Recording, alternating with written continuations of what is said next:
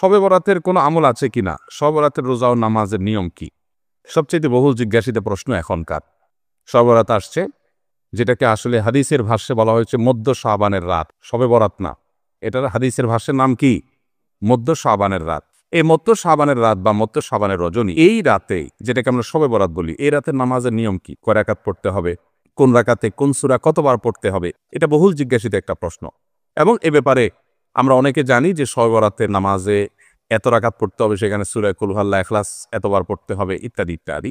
লাইলাতুল কদর ছাড়া অন্য যে সমস্ত রাতের ফজিলত আছে, এর মধ্যে 10টা রাতের কথা আল্লাহ তাআলা শপথ করেছেন, ওয়াল ফাজরি ওয়া লায়ালিন আশর। সে 10টা রাত হলো জিলহজের প্রথম দশক। খবরও নেই আমাদের দেশে মানুষের, যে রাতগুলো শপথ আল্লাহ কোরআনে করছেন, কত ফজিলতপূর্ণ। কিন্তু জিলহজের প্রথম দশকের রাতের কোনো বিশেষ ফজিলতের কথা আমরা কয়জনে জানেন? যাই হোক, মধ্য শাবান রজনীর কথা আমরা বেশি জানি শুধু না, সবচেয়ে বেশি আমরা এ রাতে ইবাদতের চেষ্টা করি। সবচেয়ে বেশি চেষ্টা তো হওয়া উচিত হলো লাইলাতুল কদরে। এর পাশাপাশি যদি কেউ মধ্য শাবানের রাতে আল্লাহ তাআলার ক্ষমা লাভের চেষ্টা করে, সেটা দর্শনীয় না, সেটা জায়েজ। এ রাতের এতটুকু ফজিলত অবশ্যই প্রমাণিত যে আল্লাহ রাব্বুল আলামিন এ রাতে হিংসুক ছাড়া, মুশরিক ছাড়া বাকি মানুষগুলোকে সাধারণ ক্ষমা ঘোষণা করেন।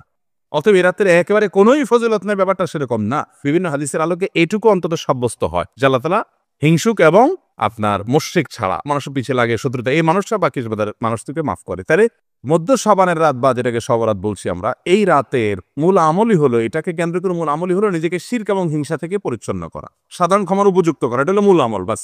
এর বাইরে আপনি ক্ষমা লাভের জন্য যদি চেষ্টা করেন, সেটা কোনো দর্শনীয় বিষয় নয়। তবে এই রাতকে কেন্দ্র করে বিশেষ ফরম্যাটে নামাজ, রাত জেগে, তারপর বিশেষ ফরম্যাটে ইবাদত, এই সূরা এতবার, এই নামাজ এত রাকাত, এরকম কোনো কথা কোরআন হাদিসে বর্ণিত হয়নি। এগুলো আমরা মনগড়া বানিয়ে নিয়েছি।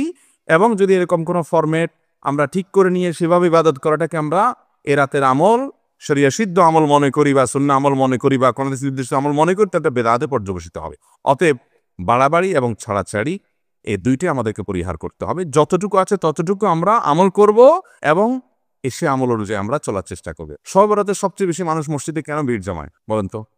শবে কদর বেশি ফজিলতপূর্ণ না এই রাত? শবে কদর কোনো তুলনা আছে শবে কদরের সাথে কোনোটার? কিন্তু শবে কদরে কি এত মানুষ ইবাদত বন্দেগী করার চেষ্টা করে শবে বরাতে যত করে? কারণ কি? বৃষ্টির জন্য বলে। খারাপ বলেন নাই। আমি ছোট থাকতে যখন মাদ্রাসায় পড়ি, লজিংয়ে ছিলাম এক বাড়িতে, আমার মনে আছে এক মসজিদে সারা রাত শবে বরাতে এরকম দোয়া দরুদ হয়েছে।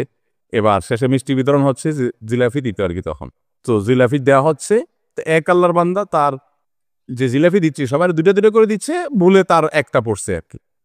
পরে সে জিলাপিটি নিয়ে এসে বাইরে ওই মুয়াজ্জিন বেচারার 14 গোষ্ঠী গালিগালাজ করতে করতে বলতেছে যে সারা রাত বেটা সবচেয়ে বেশি কামলাম আমি, আর দিছে আমার একটা। আল্লাহর কাছে এই নসিব চাই এই একটা জিলাপি নিয়ে ফেলাম।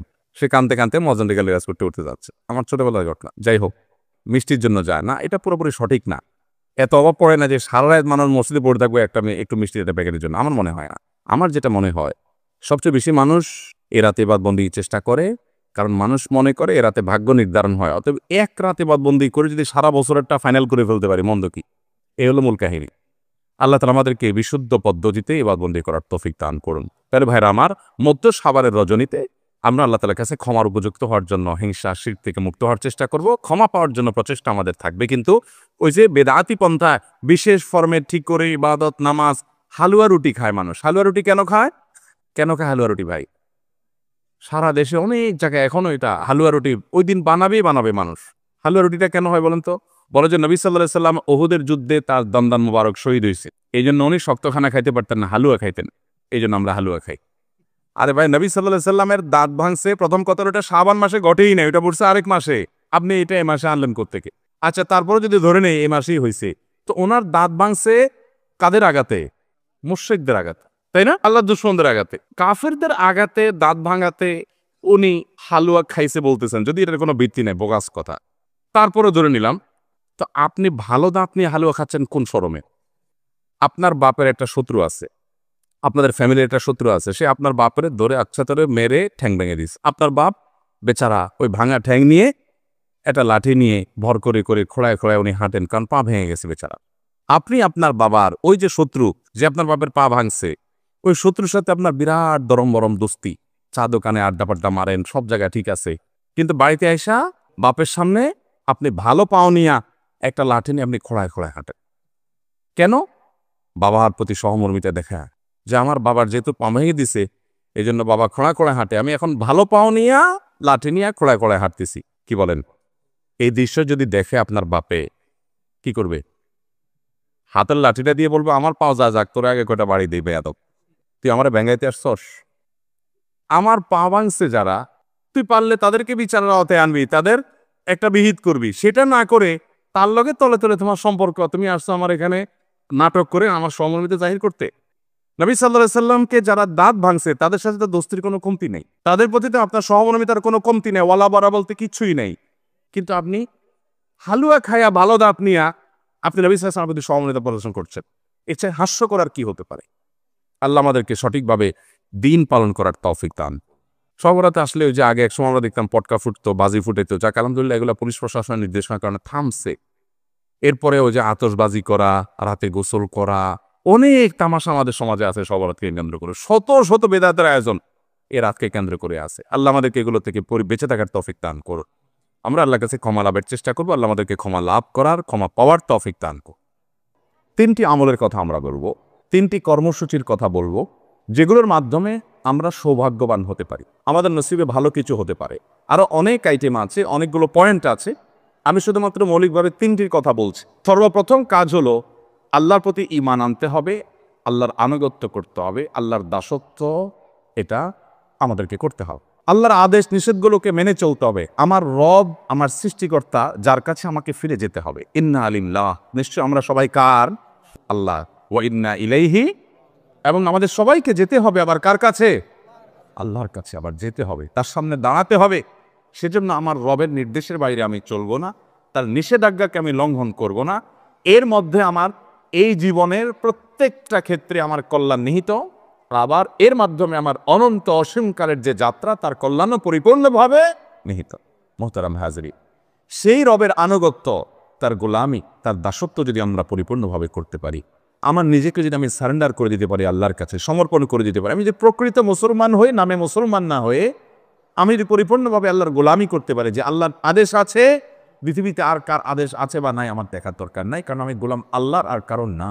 আমি বলেছি আশহাদু আল্লা ইলাহা ইল্লাল্লাহ, আল্লাহ ছাড়া সত্যিকারের মাবুদ আর কেউ নাই, হতে পারে না।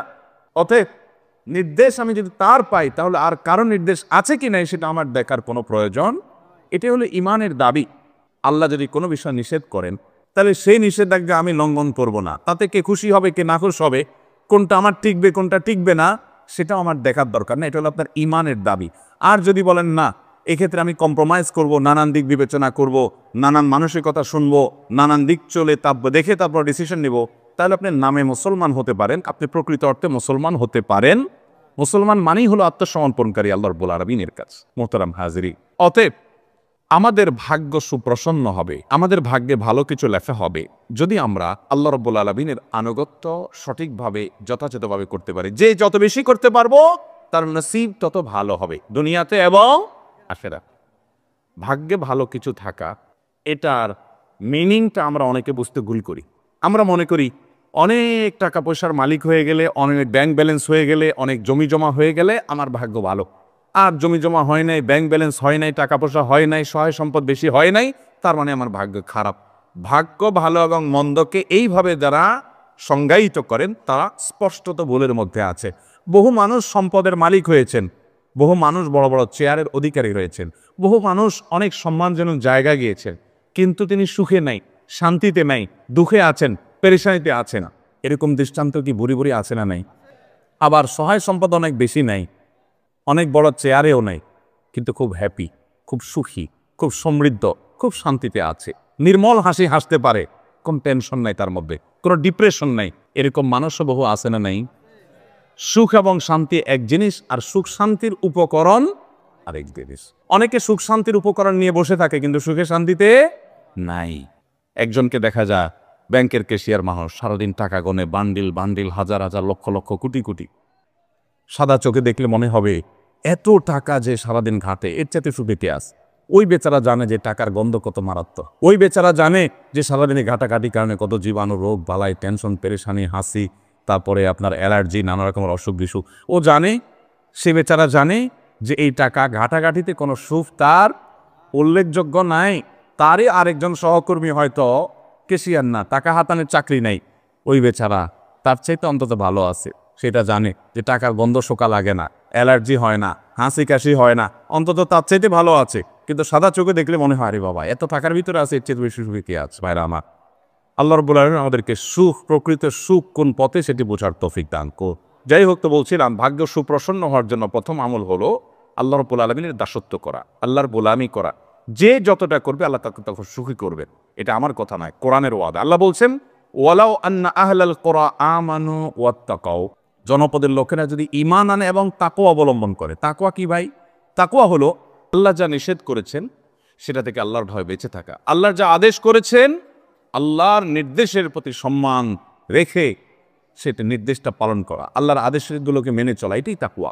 এই তাকওয়া যদি কোনো জনপদের লোকেরা অবলম্বন করে ঈমান আনার পর, আগে ঈমান থাকতে হবে, ঈমান থাকার পর যদি এই কাজটা করে, আল্লাহ বলেছেন ওয়াদা লাফাতাহনা আলাইহিম বারাকাতিম মিনাস সামাই ওয়াল আরদ, নবমণ্ডল এবং ভূমণ্ডল থেকে বরকতের সমস্ত দুয়ার আল্লাহ তাআলা বলেছেন আমি খুলে দিব। আল্লাহ তাআলা কল্যাণ দান করবেন, আল্লাহ তাআলা সুখ দিবেন, শান্তি দিবেন আল্লাহর গোলামের মধ্যে।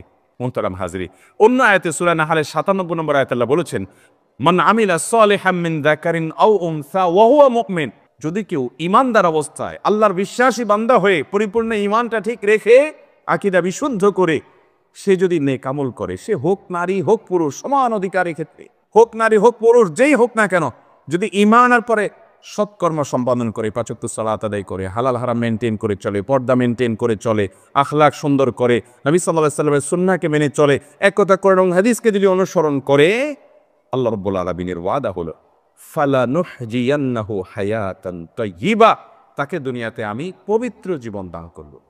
যদি কেউ নেক আমল করে, আল্লাহর ওয়াদা হলো আল্লাহ সুবহানাহু ওয়া তাআলা তাকে পবিত্র জীবন দান করবেন, সুখের জীবন দান করবেন। সে নির্মল পরিচ্ছন্ন ফ্রেশ জীবন উদযাপন করবে, উপভোগ করবে। ওয়ালা নাজজিয়ান্নাহুম আজরাহুম বিআহসানি মা কানু ইয়ামালুন, দুনিয়াতে যে সে আমল করেছিল এর জন্য আল্লাহ বলছেন যে আমি তাকে অবশ্যই অবশ্যই তার কর্মের সর্বোত্তম বিনিময় দান করব আখিরাতের জান্নাতের মাধ্যমে। তাহলে এই আয়াতগুলো বলছে যে আমরা যদি নেক আমল করি, ভালো কাজ করি, আমাদের ভাগ্য সুপ্রসন্ন হবে ইনশাআল্লাহ।